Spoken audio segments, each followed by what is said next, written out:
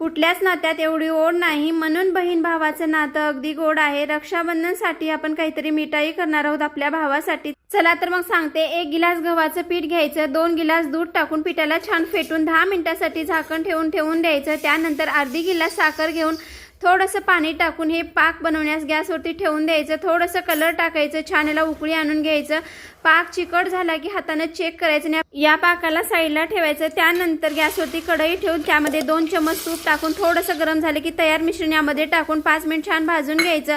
अर्धी वाटी रवा टाकून त्याला पण छान 5 मिनिट भाजून घ्यायचं। तयार पाक यामध्ये टाकून त्याला पण 5 मिनिट छान भाजून घ्यायचं। गोळा तयार झाल्यानंतर प्लेटला तूप लावून तयार गोळा यावरती टाकायचं, हाताने थोपून घेऊन यावरती ड्रायफ्रूट टाकायचं, त्याला पण छान थोपून घेऊन 10 मिनिटांसाठी ठेवून द्यायचं।